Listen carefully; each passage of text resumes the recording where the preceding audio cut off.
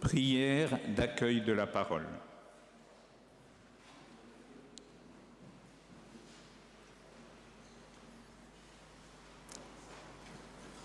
Seigneur Dieu, fais appel à notre attention, fais appel à notre écoute, fais appel à notre sensibilité. Que la parole qui sera dans un instant lue et méditée devienne parole de vie, dialogue personnel.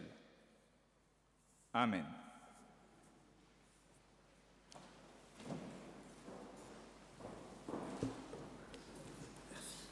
Merci.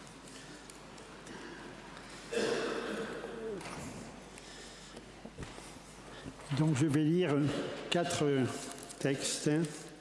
Le premier dans Ésaïe, chapitre 45, versets 22 à 24. Ça, oui, excusez-moi.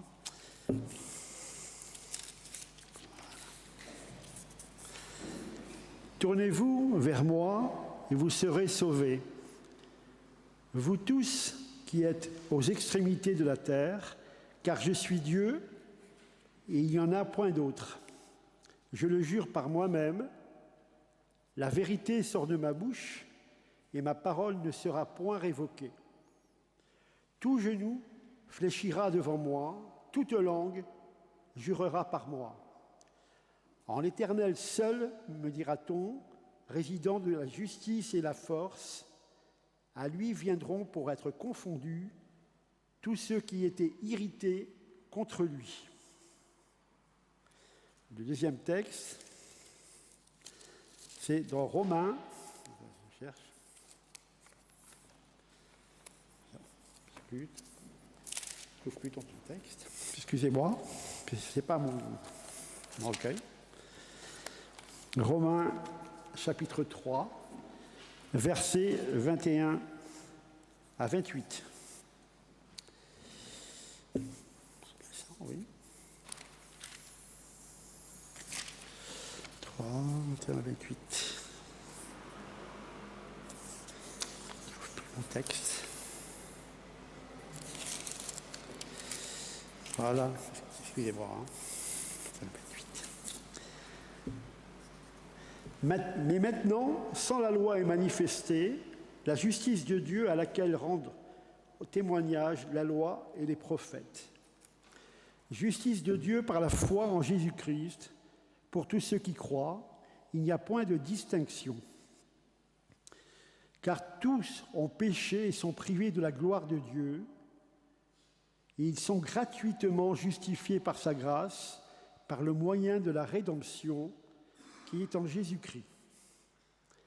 C'est lui que Dieu a destiné par son sang à être pour ceux qui croiraient, victime propitiatoire afin de montrer sa justice, parce qu'il avait laissé impunis les péchés commis auparavant, au temps de sa patience, afin, dis-je, de montrer sa justice dans le temps présent, de manière à être juste tout en justifiant celui qui a la foi en Jésus. Où donc est le sujet de se glorifier? Il est exclu. Par quelle loi? Par la loi des œuvres? Non, mais par la loi de la foi. Car nous pensons que l'homme est justifié par la foi sans les œuvres de la loi. Après, excusez-moi. Après, nous passons à Luc. Luc, chapitre 19, de 1 à 10. Jésus est entré dans le Jéricho, traversé la ville. Et voici un homme riche, appelé Zachée, chef des publicains, cherchait à voir qui était Jésus. Mais il ne pouvait pas y parvenir à cause de la foule, car il était de petite taille. Il courut en avant et monta sur un sycomore pour le voir, parce qu'il devait passer par là. Lorsque Jésus fut arrivé à cet endroit, il leva les yeux et lui dit « Zachée, hâte-toi de descendre, car il faut que je demeure aujourd'hui dans ta maison. » Zachée se hâta de descendre et le reçut avec joie.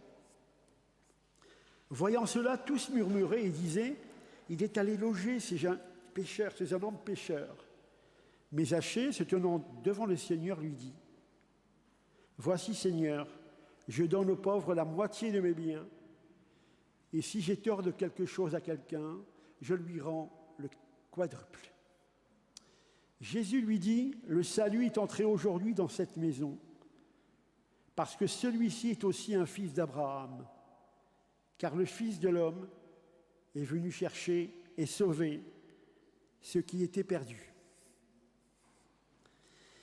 Et le quatrième texte, c'est la deuxième lettre aux Thessaloniciens, chapitre 1, verset 11, verset, oui c'est ça, 11, 1 à 11, parfait.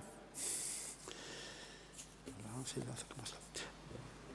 Paul et Sylvain et Timothée, à l'église des Thessaloniciens, qui est en Dieu notre Père et en Jésus-Christ le Seigneur. Que la grâce et la paix...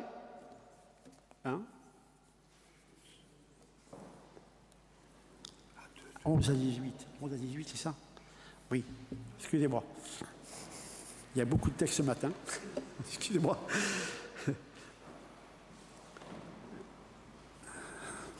C'est pourquoi aussi nous prions continuellement pour vous, afin que notre Dieu vous juge digne de la vocation et qu'il accomplisse par sa puissance tous les desseins bienveillants de sa bonté et l'œuvre de votre foi.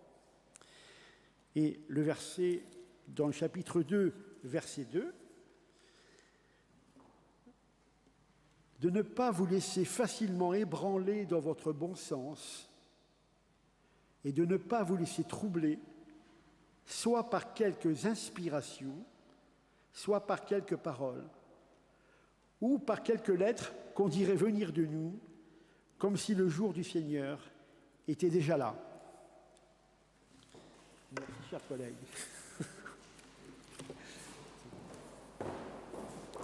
Merci Bernard. Les petits éléments techniques qui ne sont pas toujours attendus dans un culte démontrent plusieurs choses, en particulier le travail qui est nécessaire pour que le culte ait lieu. Je vous remercie.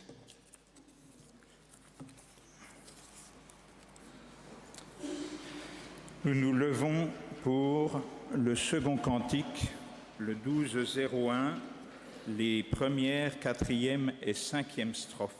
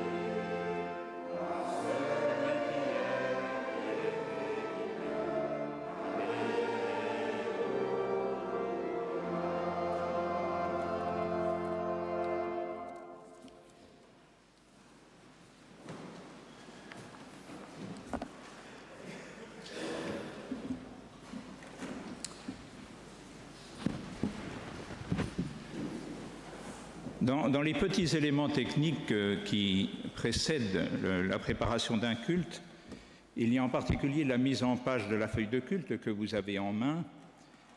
Et l'assistante de paroisse demande systématiquement à la personne qui préside le culte de donner un titre à sa prédication. Alors, je ne veux pas exagérer la difficulté, mais il m'arrive, moi, d'avoir souvent du mal à fixer ma réponse. Sur votre feuille de culte, il est écrit « Amour, liberté et responsabilité ». Quand je l'ai relu la première fois, je me suis dit que ça ne voulait pas dire grand-chose. Ce n'est pas signifiant, diraient les communicants. J'ai modifié ce titre, il est devant moi, j'ai écrit « La grâce, l'amour de Dieu, la liberté de tous et la responsabilité du croyant ». Mais j'aurais préféré écrire, à la manière des romans classiques d'autrefois, guillemets, « où l'on apprend, si nous ne le savions pas encore, où l'on apprend que Dieu a tant aimé le monde qu'il a donné son Fils unique afin que quiconque croit en lui ne périsse point, mais qu'il ait la vie éternelle. » L'Évangile de Jean, chapitre 3, verset 16. Vous venez de l'entendre, ce sont évidemment la grâce et l'amour de Dieu confondus qui font toute la différence.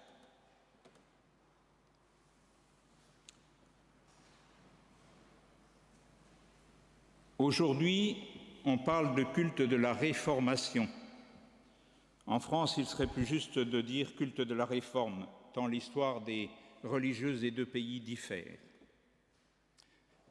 Je vais vous donner un petit peu le plan de la prédication d'aujourd'hui, rapidement. Quelques rappels historiques,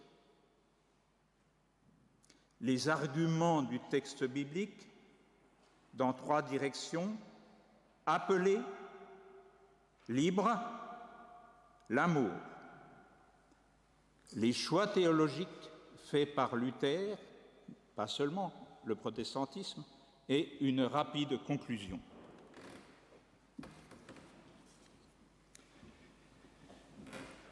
Il est bien évident qu'il s'est produit quelque chose d'important il y a 505 ans de cela, le 31 octobre 1517 à Wittenberg.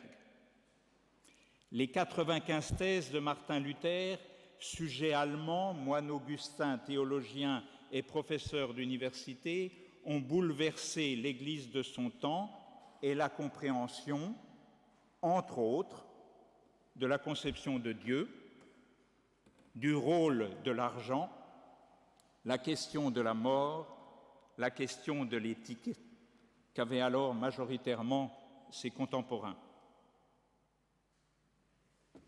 Géographie. Le passage dans le Saint-Empire romain germanique, alors sous la tutelle de Charles Quint, le passage d'une représentation spatiale de l'enfer, vie terrestre, purgatoire, enfer ou paradis, au fait d'être séparé de Dieu, le passage de la vente des indulgences à la redistribution des richesses du clergé, le passage de la primauté du pape à l'autorité du texte biblique, etc., ne se sont historiquement pas faits sans contrecarrer des pouvoirs politiques, des pouvoirs religieux et certains pouvoirs financiers inavoués.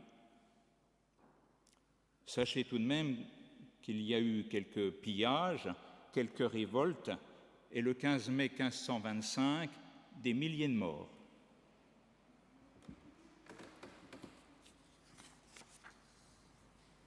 En tout cela, s'il ne s'agissait au départ, il y a 5 siècles, que de nouvelles propositions pour réformer l'Église d'Occident, je vous rappelle, acheter, donc vendre des indulgences pour s'assurer du paradis. Il va sans dire que de cette demande de réforme est né ce qui deviendra rapidement et formellement par l'imprimerie et par des traductions en langage courant, une séparation d'avec l'Église catholique romaine, la naissance du protestantisme. Et ce, pas seulement avec Martin Luther, mais aussi dans la même veine avec en particulier Ulrich Zwingli, Matthias Zell, Martin Beutzer et Jean Calvin, bien sûr. Parce qu'ici aussi, vous venez de l'entendre, même avec l'abandon du célibat des prêtres qui change la logique matrimoniale et la place de la femme de mémoire, on ne rencontre guère que le nom de Vibrandis Rosenblatt, dont Martin Beutzer, qui vient d'être cité, était le 4e époux. Est-ce que vous entrevoyez un petit peu le chambardement? Alors, pas dans les chaumières, mais dans les monastères. De même, Luther, moine prédicateur, aura une épouse. Ce sont de jeunes professeurs de la faculté de théologie de l'université de Wittenberg, en mars 1617, qui, auprès du consistoire de Dresde, adressèrent l'idée de demander au prince électeur de Saxe d'autoriser dans tout son territoire le vendredi 31 octobre 1617 comme un mémorial célébré avec reconnaissance et solennité. La fête de la Réformation est donc née à l'occasion du centenaire de l'affichage luthérien déjà devenu emblématique. Avant cela, des initiatives de date anniversaire avaient été proposées, comme celle de la naissance ou celle du décès de Luther. Mais comme il ne peut s'agir, évidemment, de sacraliser un homme, ce serait un comble dans le protestantisme. Un homme dont un certain traité écrit 3 ans avant sa mort n'est pas facile à retenir. Comme il ne s'agit pas non plus de rendre légendaire une période historique au sens de mythique ou de fabuleuse, ou de magnifier une identité confessionnelle, une fierté identitaire ou un orgueil de minoritaire, et encore moins d'entretenir un climat de tension, parce que bien sûr, 450 ans après, il n'existe heureusement pas de culte de la Saint-Barthélemy, il est crucial qu'ait été finalement retenu le 31 octobre et pas une autre date. Ce culte dominical est bien le culte de la Réforme. La partie historique est achevée. Passons au premier argument. Appeler.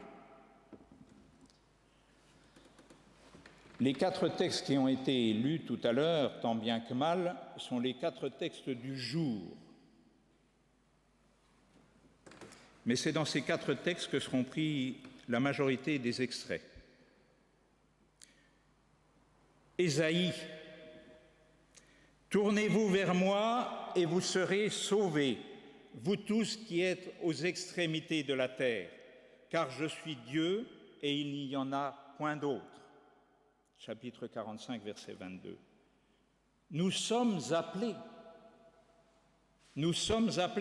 par le texte, d'où que nous venions, où que nous nous trouvions, à l'instant, en ce moment.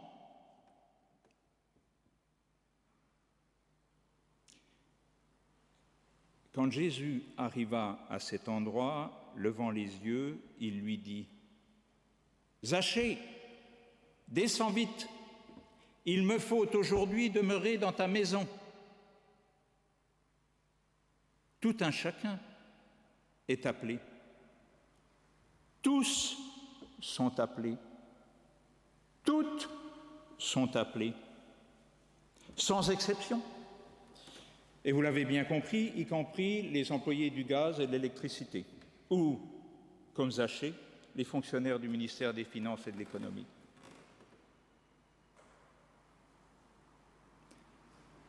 Dieu déclare les hommes justes par leur foi en Jésus-Christ, et cela s'applique à tous ceux qui croient, car il n'y a pas de différence entre les hommes. Tous ont péché en effet, et sont privés de la gloire de Dieu. Cette fois-ci, c'est dans l'Épître aux Romains, chapitre 3, versets 22 et 23. Nous sommes appelés, nous sommes égaux, nous sommes imparfaits. Et cet appel s'adresse à notre conscience, à notre intelligence, à notre compréhension. Il n'est pas possible d'être appelé sans entendre.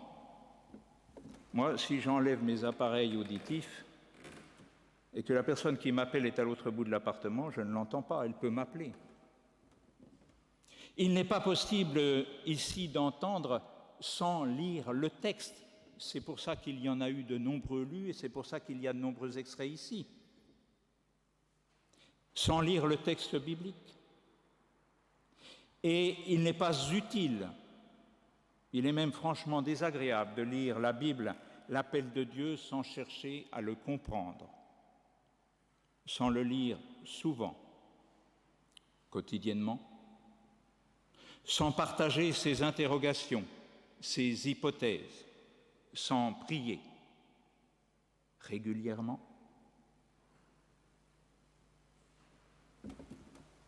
Romains 3, versets 24 et 25. Ils sont déclarés justes par sa grâce. C'est un don que Dieu leur fait par le moyen de la délivrance apportée par Jésus-Christ. C'est lui que Dieu a offert comme une victime destinée à expier les péchés pour ceux qui croient en son sacrifice. Et encore, verset 28. Voici donc ce que nous affirmons. L'homme est déclaré juste par la foi sans qu'il ait à accomplir les œuvres qu'exige la loi. Nous sommes appelés et même justifiés. Le texte dit, je le répète, ils sont déclarés justes par la grâce. Mais la grâce de Dieu, qu'est-ce que c'est ? On entend souvent ce mot « grâce » en introduction des cultes. Vous l'avez entendu tout à l'heure, que la grâce et la paix vous soient données de la part de Dieu notre Père et de Jésus-Christ notre Seigneur.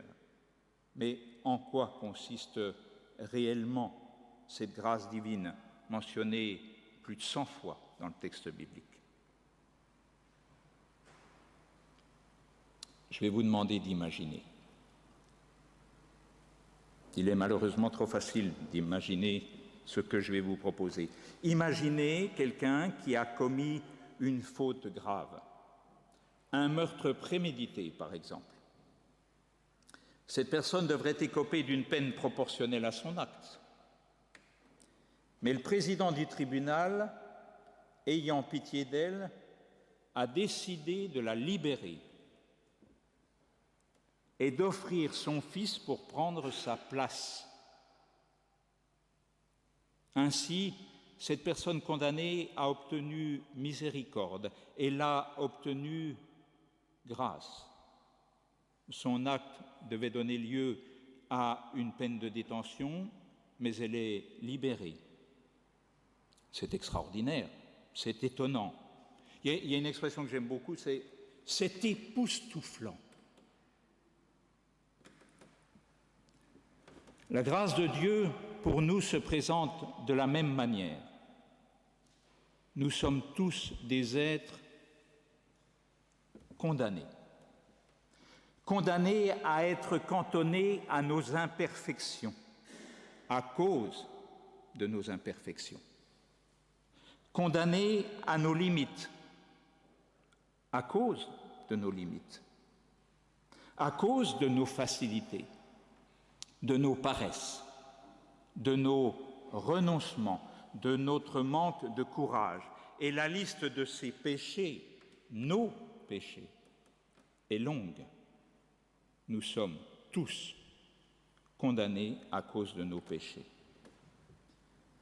Et si l'on en croit Romains chapitre 6, verset 23, le salaire du péché, c'est la mort. Je vous demande votre attention.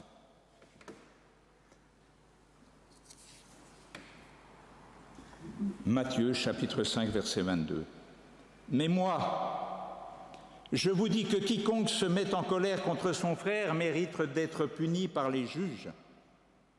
Que celui qui dira à son frère « Raka » mérite d'être puni par le Sanhédrin, et que celui qui lui dira « Insensé » mérite d'être puni par la géhenne.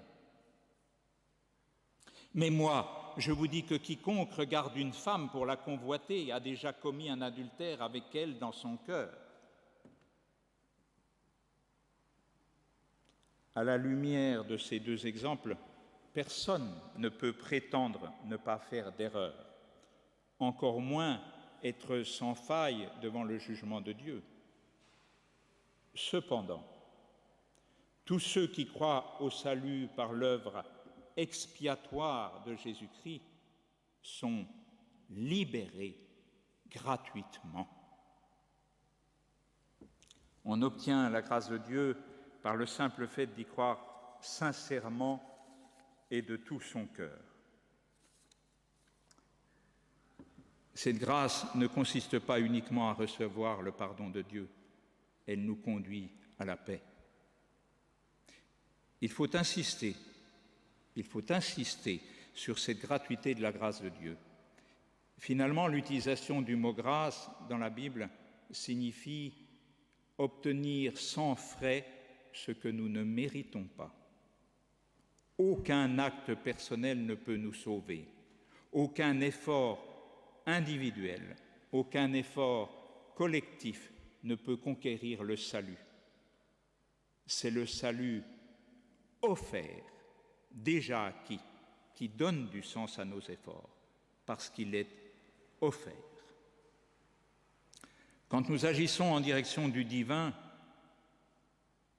nous ne pouvons prétendre à un salaire.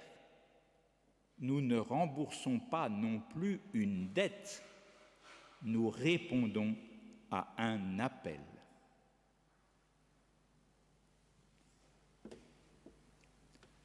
Deuxième argument, libre. Littéralement, spirituellement obsédé par la question du salut, de son propre salut, du salut de ses élèves, du bonheur de ses ouailles, pourrait-on dire, dans un monde médiéval inquiet, Martin Luther, par le biais de sa critique du commerce des indulgences et de ce qui s'ensuivra, va démontrer que le texte est la seule autorité pour toutes les questions relatives à la foi et à la pratique religieuse. C'est le texte biblique lu, étudié, réfléchi, relu par l'individu Luther qui convainc sa conscience. Ma conscience est captive de la parole, il n'est ni sûr ni sage d'agir contre ma conscience, dira-t-il face à ses contradicteurs. C'est de cette confrontation personnelle avec le texte qu'il repousse l'affirmation de son Église, qui, elle, déclarait qu'elle seule pouvait définir le sens exact et la bonne interprétation de la Bible. Luther utilise là son libre arbitre. L'Église, notre Église, cette Église, n'est pas là pour édicter des règles, pour vous dire là, à l'instant, ce que vous devez penser, pour vous dire ce que vous devez croire. Ce n'est pas ce dont on parle. Elle n'est pas là pour vous dire comment vous devez vous comporter. L'Église est là pour nous donner des outils, pour nous aider à penser par nous-mêmes, pour nous aider à trouver notre vérité, pour nous aider à trouver des outils pour construire notre relation avec Dieu, pour donner un sens à notre présence au monde. Il faudrait peut-être être insensé pour croire pouvoir vivre comme si le bonheur dépendait simplement de ce que nous croyons posséder et qui nous possède souvent, bien plus que nous ne le possédons. Il faudrait être insensé de croire pouvoir vivre comme si le bonheur de notre existence dépendait de notre apparence physique ou de notre réussite professionnelle. D'abord, ce serait immédiatement condamner au malheur toutes celles et tous ceux qui ne possèdent rien. Tous ceux et toutes celles qui vieillissent et leur nombre augmente tous les jours. Les retraités qui ne sont plus actifs, les personnes handicapées. Nous sommes, je crois, conscients de notre besoin de transcendance, de dépassement, de surpassement même.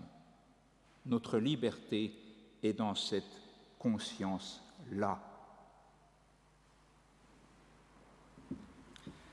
Troisième argument, l'amour. Matthieu chapitre 22, versets 37 et 39. Tu aimeras le Seigneur ton Dieu de tout ton cœur, de toute ton âme et de toute ta pensée. Tu aimeras ton prochain comme toi-même. Ce sont les paroles de Jésus à l'occasion d'une autre rencontre, pas avec un collecteur d'impôts comme Zachée, non, cette fois-ci avec un docteur de la loi, une des personnes qui est chargée dans la religion juive d'interpréter la Torah, ce que nous appelons, nous, les 5 premiers livres de l'Ancien Testament.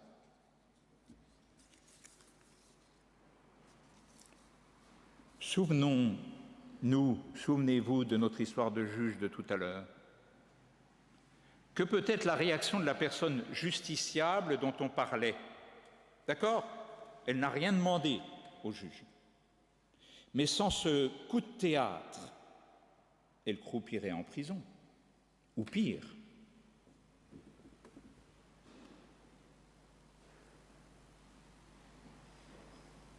Les questions l'assaillent forcément. Pourquoi? Pourquoi? Qu'est-ce qu'il va m'être demandé en échange? En échange d'être à la hauteur de ce coup de théâtre, de faire mieux, de faire plus, d'être digne de la grâce offerte, de faire attention à moi, de m'aimer moi-même, de m'élever. Et puis, parce que les autres, qui sont à l'image de Dieu, les autres, je dois les aimer aussi. Ce que je pourrais faire pour leur nuire, c'est comme si je voulais nuire à Dieu lui-même.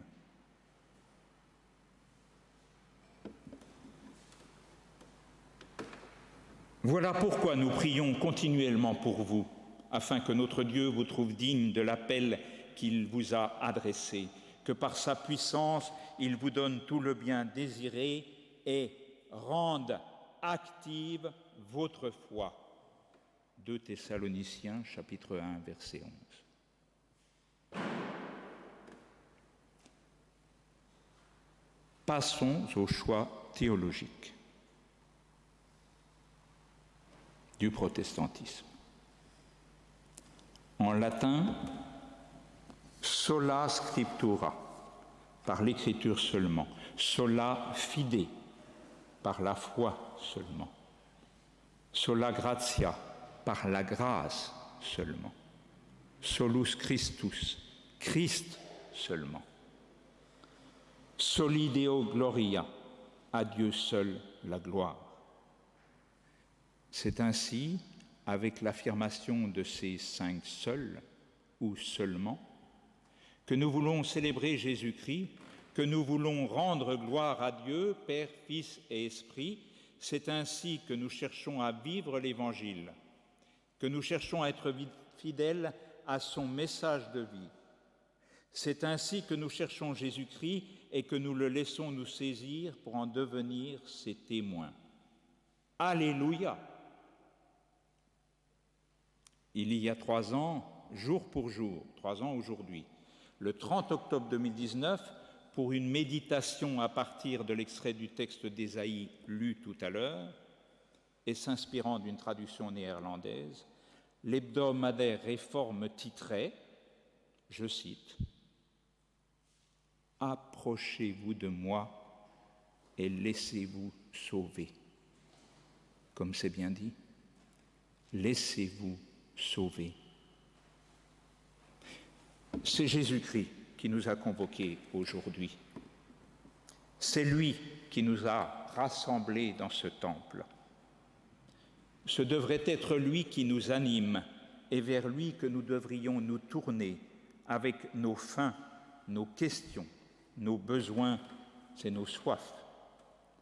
Revenons à la source, buvons, devenons un, riche d'amour pour les autres, pour la gloire de Dieu, en même temps que 2, libre de nous opposer à tout ce qui nous asservit, à tout ce qui asservit l'humain. Ce sont ce 1 et ce 2, ces 2 identités tirées du texte biblique, de ces commandements que nous souhaitons vivre, que je souhaite vivre. Amen.